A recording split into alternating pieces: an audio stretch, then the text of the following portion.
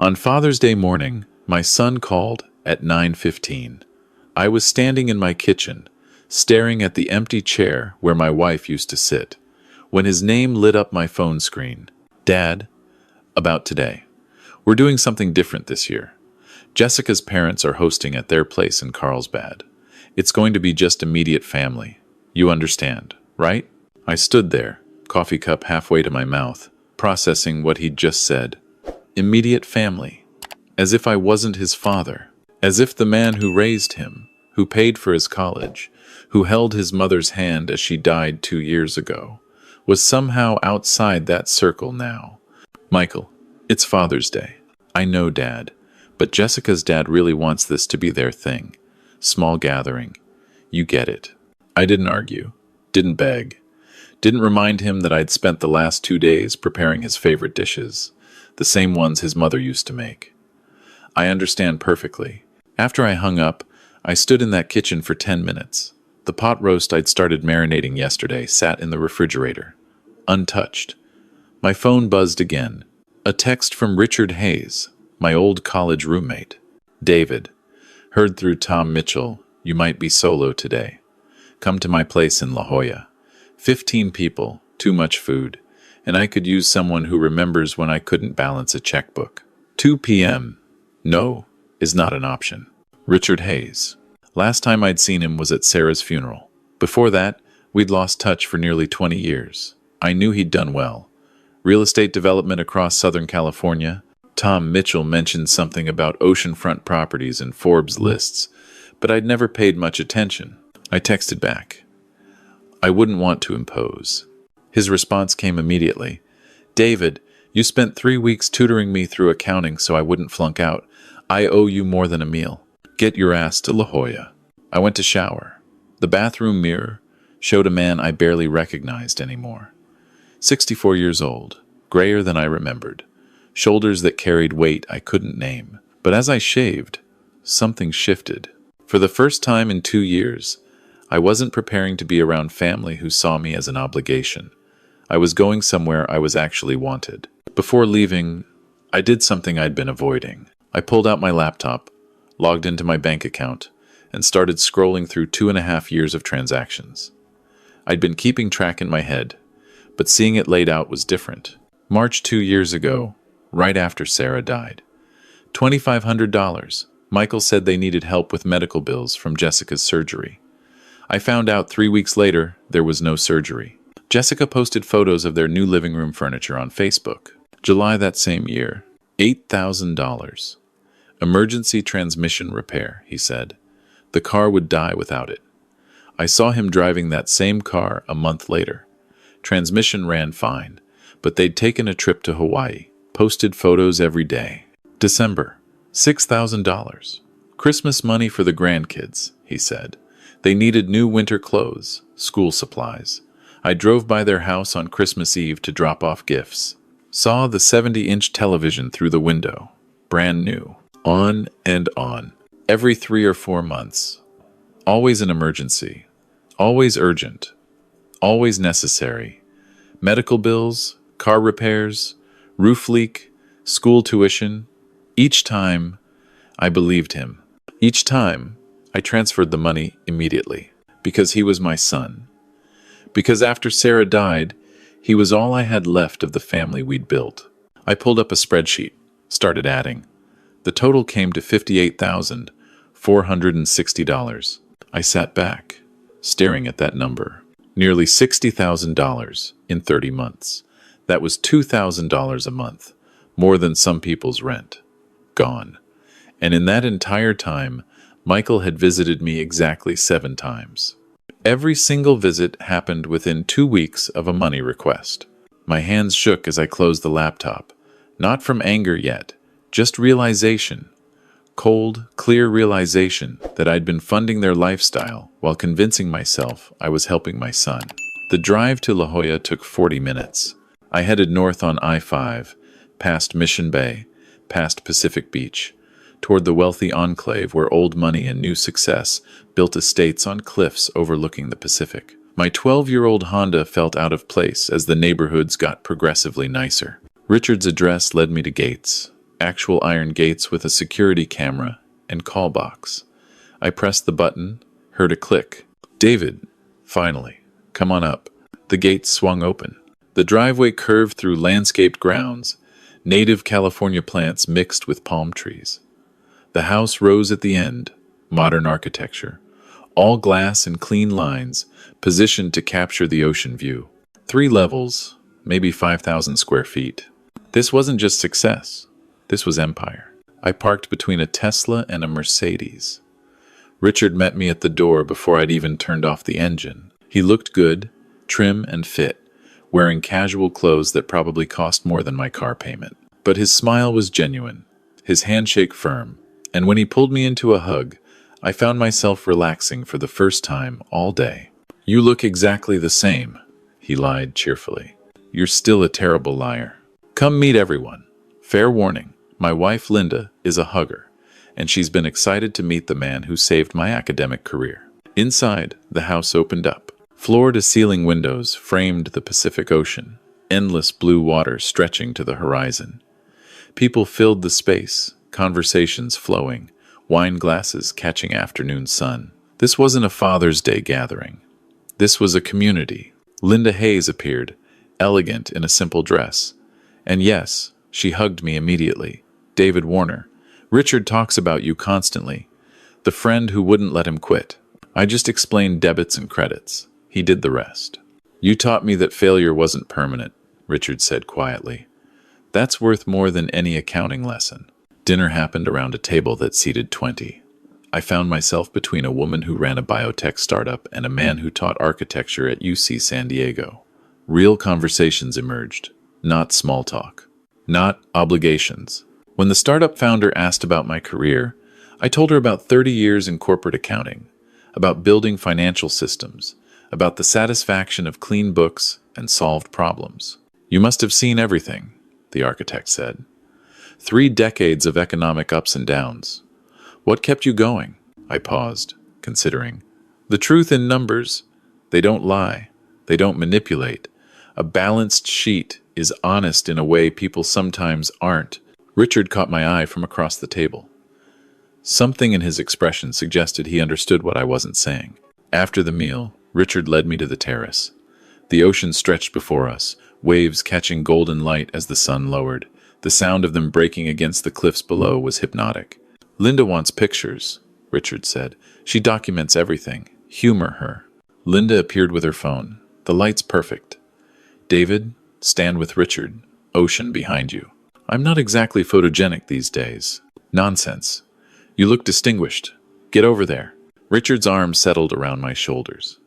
I stood straight, chin up, trying to remember how to smile naturally. Linda moved around us, finding angles, the ocean and sky creating a backdrop that looked like something from a magazine. "Perfect," she called. "You two look like you're celebrating something." After she walked away, Richard spoke quietly. "Thank you for coming today. I meant what I said earlier. You saw something in me I didn't see. Now look," he gestured at the house, the view, the life he'd built. "This exists because you believed I could do better. You don't owe me anything, Richard. I owe you everything. That's why when Tom mentioned your son ditched you on Father's Day, I made sure you had somewhere to be." The words hung between us. I looked out at the ocean, feeling something crack open in my chest. $58,000, I said. Over 2.5 years. Every time he needed help. Every emergency that was never really an emergency. I kept giving because I thought that's what fathers do. That's what family means. And today? Today, he told me I'm not immediate family. Richard didn't say anything for a long moment. Then, "You want to show them what they're missing? Really show them?" "What do you mean?" "Post a picture. Let them see you here, with me, living well." Sometimes the best response to disrespect is living so well they can't ignore it. By 9 that evening, I was home. The house felt different now. Not empty, quiet, but in a peaceful way. I made tea, sat in my recliner, pulled out my phone, and found the best photo Linda had taken. Richard and me, grinning like college kids, the Pacific Ocean blazing gold behind us, his estate visible in the frame. I opened Facebook, uploaded the image, and typed carefully, "Father's Day with old friends." Thanks, Richard, for reminding me what real family looks like. Some people measure relationships in years. The best ones measure them in loyalty. My finger hovered over the post button. I read the caption again, thought about Michael seeing it, about the calculations that would follow. Then I pressed it. I set my phone face down on the side table, drank my tea, watched darkness settle over the neighborhood through my front window. 20 minutes passed before curiosity won. The screen lit up with notifications. 43. In 20 minutes, 15 text messages from Michael, 6 from Jessica, 4 missed calls, 3 voicemails. The rest were Facebook comments and messages from people I hadn't heard from in months. I scrolled through Michael's texts slowly, watching the progression. "Dad, you went somewhere? Where was this taken? That house looks expensive. Who is Richard Hayes?" I Googled him. "Dad, he owns Hayes Development. He's worth like $40 million. Why didn't you tell me you had friends like this? This is important. Call me. Dad, seriously, call me back. We need to talk about this." Jessica's texts were more direct. "David, where did you spend Father's Day? That property in the background is worth millions." Michael says, "You know Richard Hayes personally? From college? This changes things. We need to discuss your social circle. These connections affect the whole family." I turned off my phone completely, went to bed, slept better than I had in months.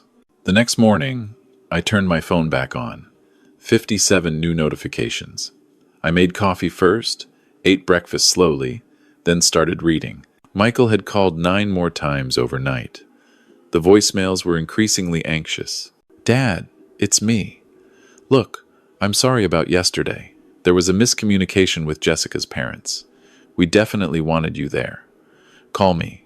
Dad, seriously, where are you? Are you okay? I'm worried. That Richard Hayes guy, is he legit? I'm just concerned about you being taken advantage of." The last one, left at 2 in the morning. "Dad, we need to talk about estate planning.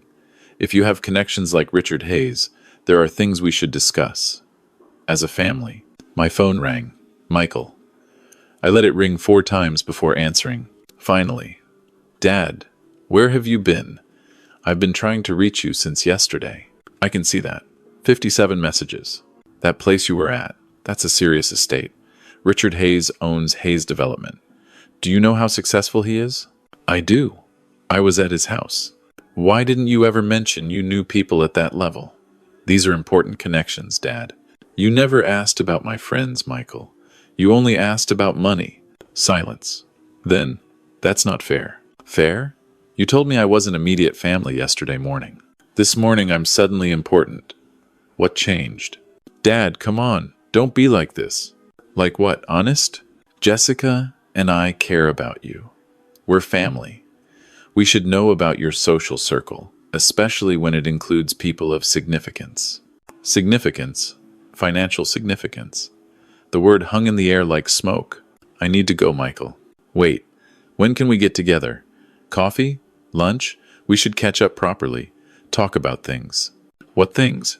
"Your retirement planning. Your estate. Making sure everything's organized for the future. For everyone's benefit." "I'll let you know." I ended the call before he could respond. The pattern continued. Tuesday, 8 calls. Wednesday, 12. Thursday morning, Jessica's car appeared in my driveway. I watched from the window as she knocked, waited, knocked again. I didn't answer. She left after 15 minutes, frustration visible in every movement. Friday morning, I made a decision. I opened Google, typed estate planning attorney San Diego, and started reading reviews. Margaret Chen, 20 years experience. Specialization in asset protection and family dynamics. Her testimonials mentioned protecting estates from undue influence and ensuring proper legacy planning. One review stuck with me. She helped me ensure my assets went where they were valued, not where they were expected. I called it 10, Chen Law Group. "How may I help you?" "I need a consultation regarding estate planning and will modification." "Of course." "May I ask what prompted this decision?" "I need to make sure my money doesn't fund manipulation after I'm gone." A pause. Then warmly, "I understand. We have an opening Monday at 3. Would that work? Perfect. I'll bring all relevant documents. After hanging up, I pulled out my filing cabinet. 30 years as an accountant meant immaculate records. Bank statements, investment portfolios, property deeds, insurance policies, Social Security projections. Everything organized, cross-referenced, detailed. I spread it across my dining table, looking at the numbers with professional distance now, not parental obligation. Retirement pension, $3,800 monthly. Social Security, $1,900 monthly. Investment accounts, $280,000. Home value, $450,000, paid off. Life insurance, $300,000. Total estate value, approximately $1.03 million. More than enough to matter. More than enough to make them desperate. My phone buzzed. Michael. Again. Dad, please. Can we talk? Really talk? Face to face? I typed back. Coffee Monday morning, before my appointment.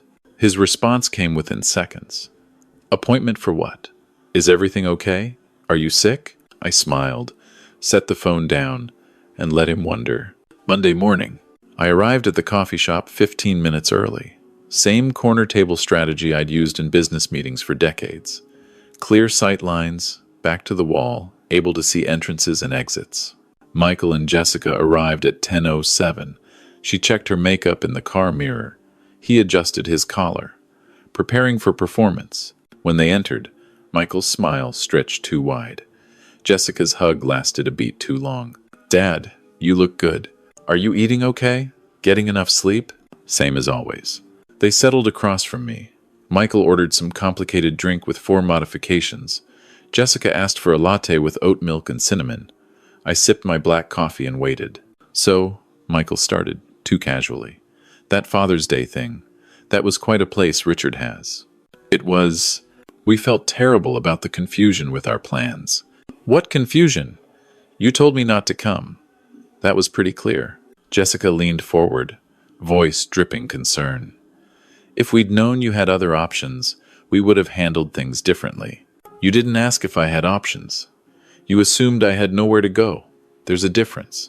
Michael shifted tactics. This Richard Hayes. You've known him a long time? Since college. 1979. And he went into real estate development? Jessica's tone suggested this was fascinating, not transparent fishing. Started small. 1 property in Oceanside, after he retired from corporate work. Built from there. Now he has developments across Southern California. That's incredible. Michael's eyes sharpened. You must be proud of your friend. I am. He earned everything through hard work and smart decisions. Do you see him often? Jessica stirred her latte slowly. Like, is this a regular thing? Or was Father's Day special? We reconnected recently. He called when he heard I might be alone for the holiday. How did he hear that? Michael's question came quick, sharp. People who actually care about me check in. They notice when something's wrong. Silence dropped between us. Dad, that's not fair. Michael's voice carried that wounded tone he'd perfected as a teenager. Fair? You want to talk about fair? I leaned forward slightly. I've given you $58,460 over the last 2.5 years. Every emergency that wasn't an emergency. Every crisis that was actually a vacation or furniture upgrade. Did you think I wouldn't notice? Jessica's face flushed. Michael's jaw tightened. We needed help. That's what family does. They help each other. Help implies temporary support during genuine hardship. What you've been doing is called exploitation. That's harsh, Dad. Is it? Because Richard values me for who I am, not what I can give him. We spent 6 hours together on Father's Day. Not once did he ask for money.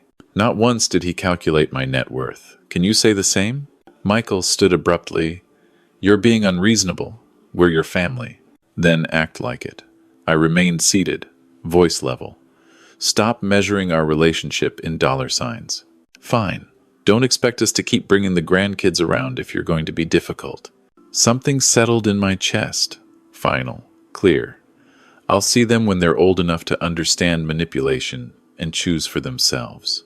Until then, they're better off not learning your values. I stood, placed exact change on the table for my coffee. Not a penny more. I have an appointment at 3. I need to prepare. What appointment? Jessica's voice rose. David, what's going on? Personal business. Enjoy your coffee. I walked out into San Diego sunshine, got in my car, and drove away without looking back. Margaret Chen's office occupied the 14th floor of a downtown building with views of San Diego Bay. I arrived 20 minutes early. Manila folder squared on my lap. At 2:55, the receptionist called my name. Mr. Warner, Miss Chen will see you now. Margaret's office balanced professionalism with warmth. Law books lined shelves. California bar certificate framed on the wall. Family photos showing her with adult children, arms around each other, genuine smiles. She stood, extended her hand. Mr. Warner, thank you for coming. Your initial call mentioned estate planning, prompted by family dynamics. Tell me more. I set the folder on her desk. I need to ensure my assets support causes and people who actually value what I've built, not fund manipulation. Walk me through what's happened. I opened the folder. Bank statements highlighted in yellow. Text message screenshots. Social media posts. Organized chronologically. Cross-referenced by date and amount. 30 years of accounting discipline applied to family exploitation. Over 2.5 years, I've given my son $58,000. Each time he claimed an emergency. Each time the money went somewhere else. Margaret pulled the documents closer, began reviewing. Her pen moved across pages, occasionally pausing. These text messages show his requests. Did you verify the stated purposes? At first, yes. He's my son. I trusted him. Then I started noticing patterns. Medical emergency became new furniture. Transmission repair became Hawaii vacation. Every request followed by weeks of silence until the next crisis. She looked up from a Facebook screenshot, and this shows a Las Vegas trip 2 weeks after requesting $6,000 for emergency dental work. He said his daughter needed braces. The orthodontist later told me they'd never heard of her. Margaret's expression remained neutral, but I saw something shift in her eyes. Recognition. She'd seen this before. Walk me through the most recent incident. I explained Father's Day, the rejection call, Richard's invitation, the photo posted, Michael and Jessica's sudden renewed interest in our relationship. And now they're asking about estate planning? They haven't asked directly yet, but Jessica mentioned connections affecting the whole family. Michael talked about making sure everything's organized for everyone's benefit. The subtext is clear. Margaret set down her pen. California law gives you full discretion over your estate. You can structure this several ways. Complete disinheritance is possible.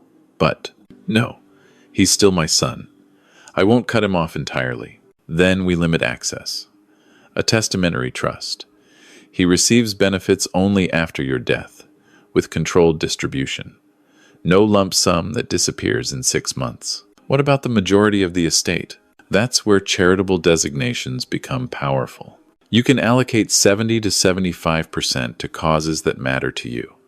It's tax-deductible, meaningful, and sends a clear message about your values.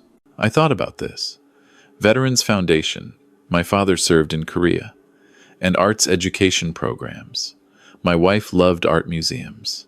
Excellent choices. We can structure this as 70% charitable, 30% to your son through a controlled trust. Enough to show you haven't forgotten him, but not enough to reward the behavior pattern. Can he contest this? He can try. But with your mental competency clearly established and this documented pattern of financial exploitation, it's extremely unlikely to succeed, especially with your professional background in finance. You're not a vulnerable elder being manipulated.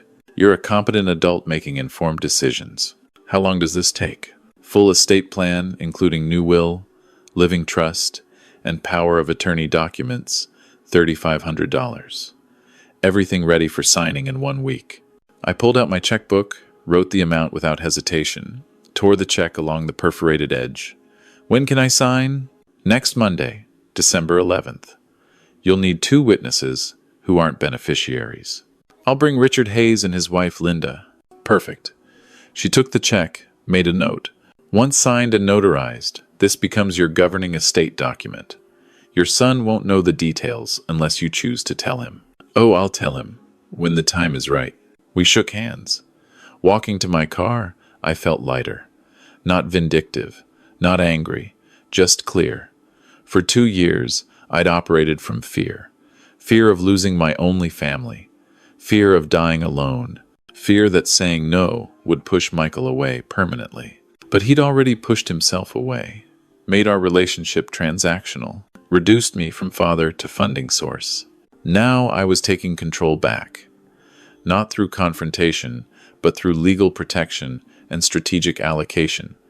70% would create real impact. 30% would be enough to show I still cared, while making it impossible for him to waste it quickly. The next week moved slowly. Margaret sent preliminary documents for review. I read every page carefully, made notes, sent back revisions. Richard called Wednesday. "How are you holding up?" "Better than I have in months. I'm making changes. Legal changes." "Good. That takes courage. Listen, Linda and I are hosting Christmas Eve. Small gathering, 20 people. Bring someone if you want, or come solo. Your call. I might take you up on that." Thursday morning, I was reading the final draft of my new will when my doorbell rang. Through the window, Michael's SUV in my driveway, Jessica in the passenger seat. The kids, Tyler and Emma, climbing out of the back. Tyler was 9 now, Emma 7. I hadn't seen them in 4 months. Before I could decide whether to answer, the door opened. Michael had kept his key. "Grandpa!" Emma ran through my living room, launching herself into my arms. Tyler followed more slowly, growing too old for such open displays. But his hug was real. "We missed you so much," Emma said. "Mom said we could finally visit." I held them both, looked over their heads at Michael and Jessica standing in the doorway. For 20 minutes, I forgot everything else. Tyler showed me his science project, a model of the solar system built with incredible detail. Emma insisted I see her art portfolio from school, page after page of drawings and paintings. These moments were pure. Their love was real. But Michael and Jessica remained standing, not settling in, waiting. Michael started casually. "Dad, we've been thinking. The kids need more space. We found a house in Del March. Great schools, safe neighborhood, perfect for families." I continued helping Tyler fix a loose planet on his model. "Sounds like you've made a decision." "Almost. Just need to finalize the down payment. On a $700,000 house, banks want 20%. That's $140,000. My hands stopped moving. Emma looked up at me, confused by the sudden tension. "That's a significant amount, Michael. But worth it for the grandkids' future, right?" Jessica's voice carried that familiar sweetness.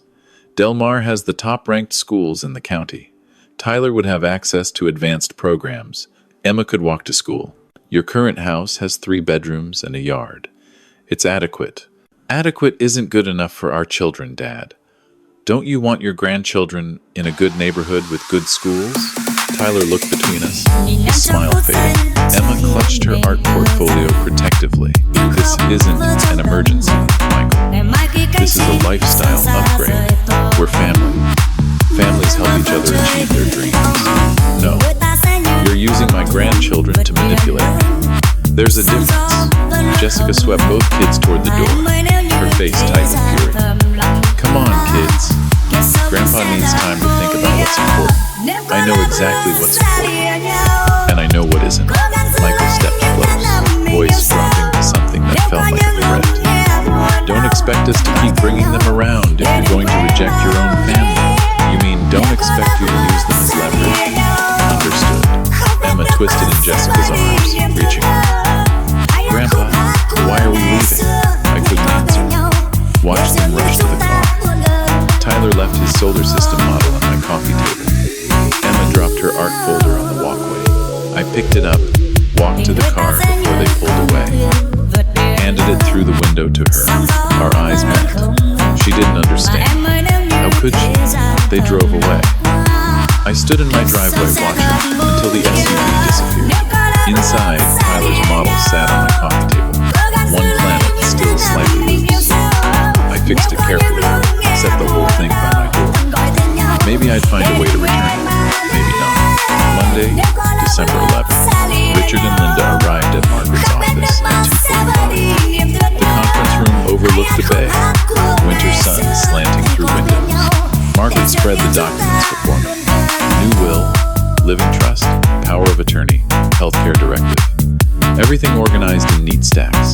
Mr. Warner, do you understand that this will supersedes all previous testamentary documents? I understand completely, and you're making these decisions of your own free will, without coercion or undue influence. This is the first truly free decision I've made regarding my estate in years. She walked me through each section. The charitable designations, 70% split between two organizations. The testamentary trust for Michael, 30%. Controlled distribution, no lump sum access until age 50. I signed each page deliberately, each signature an act of reclamation. The notary stamped each document, final, binding, protected. Richard clasped my shoulder afterward. Proud of you, brother. That evening, I called Michael, kept my voice steady, neutral. We need to talk. Tomorrow morning, 10 o'clock, my house. What's this about, Dad? Estate planning. Decisions you need to know about. Your estate? Dad, what are you? Tomorrow, face to face. This isn't a phone conversation. Silence. Then, okay, we'll be there. Tuesday morning, I arranged my living room deliberately. 2 chairs facing mine. Distance established. 1 manila folder on the coffee table. They arrived at 10 sharp. Unusual punctuality suggesting anxiety. Sit. I slid the folder across the table. I've made changes to my will. Read it. Michael opened it slowly. I watched comprehension dawn. His hands trembled slightly, turning pages. Dad, you can't be serious. 70% to charity? The remaining 30% is designated for you through a controlled trust. You'll receive distributions starting at age 50. No early access, no loans, no exceptions. Jessica's face darkened. This is ridiculous. We're your family. Exactly. You're my family. Yet for 2.5 years, you've treated me like an ATM. $58,000 in fake emergencies. I have the receipts. Every lie. Every manipulation. We needed help, Dad. Help? You needed help buying a 70-inch TV? Taking trips to Vegas and Hawaii? That's not help. That's theft disguised as family obligation. You're being cruel. I'm being honest. Finally. Richard reminded me what real relationships look like. They're built on respect, not transactions. Michael stood abruptly. Your rich friend has been filling your head with ideas. Richard values me for who I am. Can you say the same? Silence. Heavy. Damning. Fine. Michael's voice turned cold. Don't expect to see your grandkids again. Ever. I'll see them when they're old enough to understand manipulation and choose for themselves. Until then, they're safer not learning your values. You'll regret this. The only thing I regret is not doing it sooner. Live your lives. Build your marriage on something other than my wallet. Or don't. That's your choice. They left the folder on my coffee table, too angry to take it. The door slammed. I didn't move. Listened to their car start. Drive away. Watched through the window as the street returned to quiet. I picked up the folder, filed it carefully in my desk drawer. Done. The weeks that followed were quiet. Michael tried calling twice. Left voicemails I deleted without listening. Christmas came and went. I spent it at Richard's house. 20 people I'd only just met who treated me with more genuine warmth than my son had in 2 years. January brought something unexpected. An email from Michael, subject line, I'm sorry. I almost deleted it. Almost. But curiosity won. Dad, I've spent the last month thinking about everything you said. You were right. I let Jessica convince me that you owed us. That family meant automatic access to your money. I forgot you were my father, not my funding source. I'm sorry. No conditions. Just sorry. If you're willing, I'd like to try rebuilding our relationship without money between us. I understand if you're not ready. I'll wait. Your son, Michael. I read it 3 times. Then picked up my phone. Dad, you got my email. I did. I didn't know if you'd respond. I almost didn't, but you took responsibility. That's new. I've had time to think. Time to realize what I was doing. What we were doing. I'm willing to try rebuilding. but on new terms. Respect, not obligation. Relationship, not transaction. Yes, whatever it takes. I want my father back. Not your money. My father. Then let's start there. Small steps. Coffee next week. I'd like that. Thank you for giving me another chance. After we hung up, I sat with his email for a long moment. Hope and caution balanced carefully. He'd have to prove the change was real. But I was willing to let him try. February brought something else entirely. Richard called on a Tuesday. David, you remember I mentioned volunteering. San Diego Museum of Art needs help with their Veterans Appreciation Program. Docent work, event planning. Interested? I don't know anything about art. Neither did I. They'll train you. Plus, it's good people. Meaningful work. The following Monday, I walked into the San Diego Museum of Art's volunteer orientation. 12 people, ranging in age from 25 to 70. The coordinator, a woman named Catherine Miller, greeted each of us individually. When she got to me, her handshake was firm, her smile genuine. Welcome. What brings you to museum volunteering? A friend suggested I need more purpose in my retirement.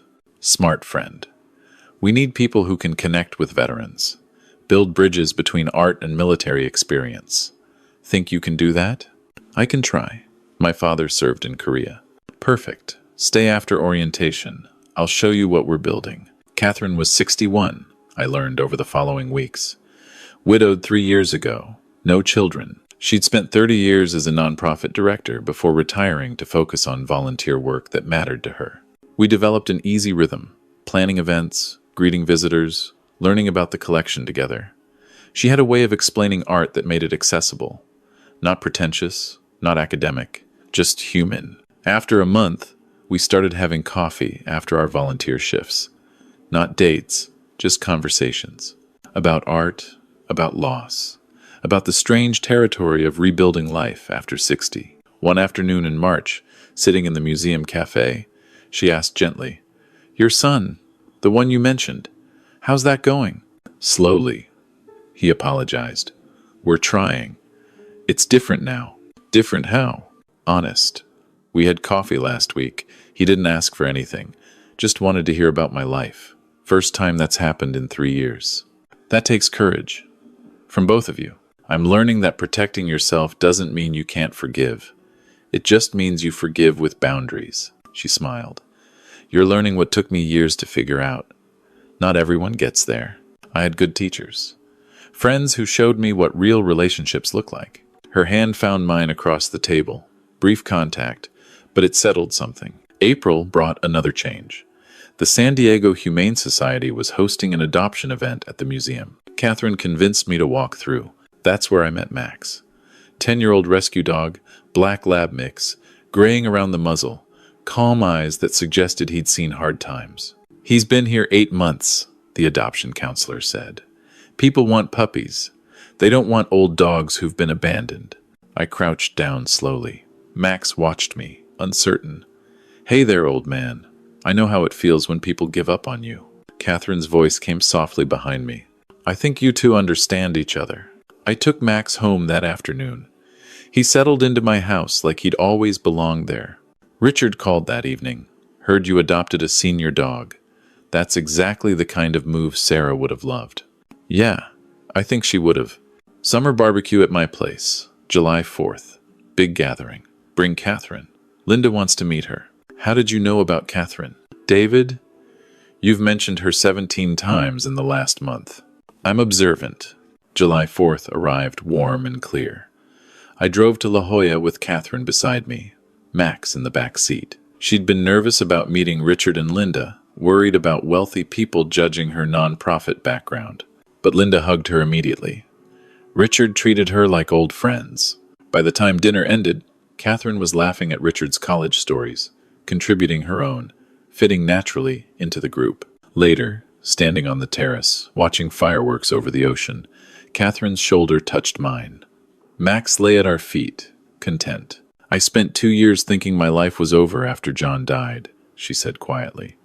That I'd just exist until I didn't. But this, she gestured, at the gathering, the friends, the moment, this is living again. I know exactly what you mean. For what it's worth, I'm glad Michael excluded you on Father's Day. If he hadn't, you wouldn't have reconnected with Richard. And if you hadn't reconnected with Richard, you wouldn't have started volunteering. And if you hadn't started volunteering, you wouldn't have met me. I looked at her, silver hair catching firework light, warm eyes meeting mine without calculation or agenda. Sometimes the worst moments lead to the best changes. Sometimes they do. August brought a letter. Physical mail, Michael's handwriting on the envelope. I opened it at my kitchen table, coffee growing cold beside me. Dad, I know I don't deserve another chance after another chance, but Tyler starts 4th grade next month. Emma's in 2nd. They ask about you constantly, not because we told them to, because they miss their grandpa. If you're willing, we'd like to come by. Bring the kids. No agenda, no requests, just family time. Your choice. Michael, I called Catherine. Michael wants to bring the kids by. I don't know if I'm ready. What does your gut say? That I've been building walls. They were necessary. But maybe it's time to build a door too. Then build the door, but keep the walls. Let people earn their way in. The following Saturday, Michael's car pulled into my driveway at 2 in the afternoon. Tyler and Emma burst out, running to my front door. I opened it before they could knock. Grandpa. Emma crashed into my legs. Tyler, too dignified now for such displays, still hugged me tight. Is this Max? Emma's eyes widened at the dog. Mom said you adopted a dog. For 3 hours, we played in the backyard. I showed Tyler how to throw a baseball properly. Emma drew pictures of Max, page after page. Michael and Jessica stayed mostly quiet, letting the kids lead. Before they left, Michael pulled me aside. Thank you for giving us another chance. This is the first of many small steps. We'll see how it goes. I know I have to earn your trust back. I'm willing to do the work. Good, because that's what it'll take. That evening, after they'd gone, I sat on my back porch with Catherine. Max lay between us, head on my foot. The San Diego sunset painted the sky orange and purple. You did good today, Catherine said. I let them in, but on my terms. That's growth. That's wisdom. I spent months thinking I was getting revenge, planning how to show them what they'd lost. But revenge isn't what this was about. What was it about? Remembering my worth. Remembering that love without respect isn't love. It's obligation. And I don't do obligation anymore. She squeezed my hand. Real family doesn't have a price tag. No, it doesn't. The right people show up with attention, not requests. With presence, not calculations. Darkness settled over the neighborhood. City lights appeared one by one. Max's breathing was steady, content. Catherine's shoulder touched mine. This wasn't the ending I'd imagined when Michael excluded me from Father's Day. But it was better than anything I could have planned. Not revenge, not triumph, just peace. And the knowledge that I'd finally learned the difference between being used and being valued. The right people pay with attention, and I'd found my people at last. If you enjoyed this story, please like this video, subscribe to Feathered Vengeance, and share your thoughts in the comments. Have you experienced something similar? How did you handle it? I'd love to hear your story. To watch the next story, click the box on the left. Thanks for watching.